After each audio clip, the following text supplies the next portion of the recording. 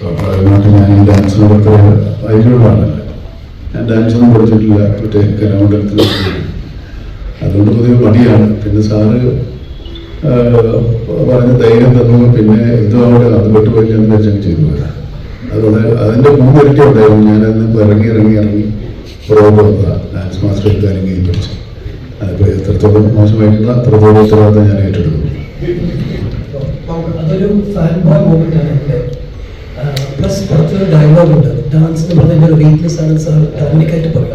അപ്പോൾ ഇത് വേണമെന്ന് ഞാൻ ഭയങ്കര ഒരു ഡാൻസ് കാണാൻ വേണ്ടി അറിയിട്ടുള്ളത്. സിനിമ ഇതെല്ലാം നമുക്ക് ഇഷ്ടമുള്ളതുണ്ട്. അതിലുണ്ട് നമ്മളെല്ലാവരും ഡാൻസ് കളിക്കും. ഈ കുറെ വർഷം മുമ്പ് ഒരു കഥ പറയാൻ വന്നിട്ടുണ്ടല്ലോ ജിപി. അപ്പോ നമുക്കിപ്പോ നറേറ്റ് ചെയ്യാൻ ചെന്നപ്പോഴും അതെവിടെയെന്ന് ആദ്യം ചോദിച്ചെന്നാ കേട്ടെ. ശരിക്കും ആ ടൈമിൽ കേട്ട കഥ ആ കഥ പോലീസ് ഓഫീസറുടെ കഥയാണ്. അതൊരു റിട്ടയർഡ് പോലീസ് ഓഫീസറാണ്. ഇതല്ല കഥ. അതൊരു സീരിയൽ കില്ലറിന്റെ കണ്ടുപിടിക്കുന്ന ഒരു കഥയാണ്. നല്ല രസമുള്ള കഥയാണ്. അന്നൊരു 10-20 വർഷമായിട്ടാണല്ലേ, 2005 20 വർഷം കിട്ടി.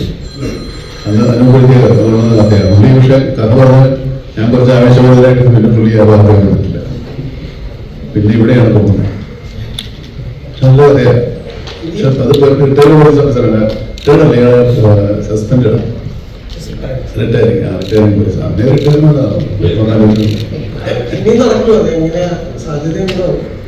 ഇനിയിപ്പോ പുള്ളി അറിഞ്ഞ് കഴിഞ്ഞാൽ വേറെ കഥകളുണ്ടല്ലോ, അതൊക്കെയൊന്നും പറഞ്ഞല്ലോ.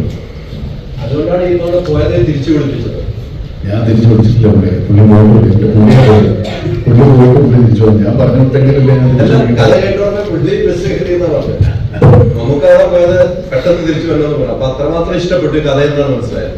അല്ല, കഥ നമുക്ക് ഇഷ്ടപ്പെട്ടു. നമുക്ക് മാത്രമാണല്ലോ ഇഷ്ടപ്പെടുന്നത്. ബാക്കിയുള്ളവർ കണ്ടു കഴിഞ്ഞാൽ അവരുടെ ഇഷ്ടം നമ്മൾ സിനിമ ആയതിനു ശേഷം അറിയും.